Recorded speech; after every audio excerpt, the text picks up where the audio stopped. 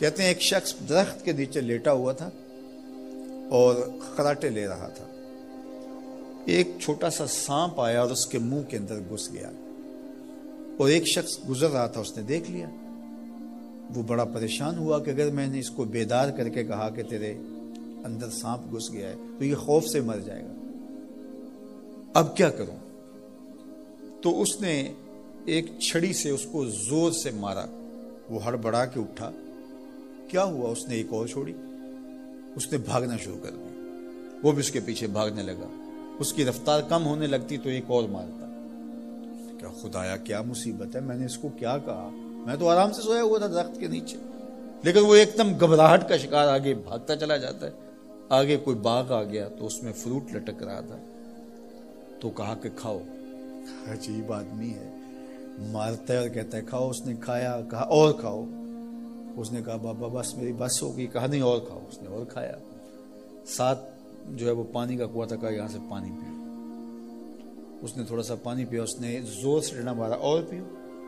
اس نے اور پی لیا. رومی کہتے ہیں کہ وہ بندہ بڑا حیران کہ عجیب میرا دشمن ہے, کبھی مارتا ہے, کبھی پھل کھلاتا ہے, کبھی پانی پلاتا ہے.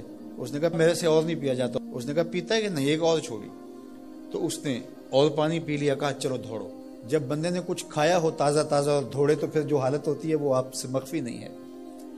تو پھر دوڑنے لگا.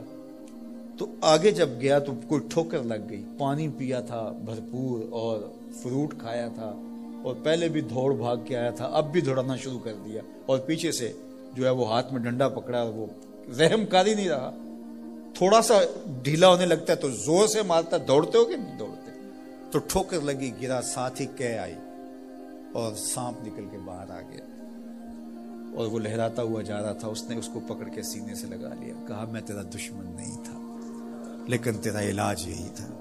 تو میں نے تجھ کو اتنا مارا ہے, میں تجھ سے معذرت کرتا ہوں. اس نے کہا میں تیرے سے معذرت کرتا ہوں جو مجھے تیرے پہ غصہ آتا رہا, اس لیے کہ تو میرا خیر خواہ تھا.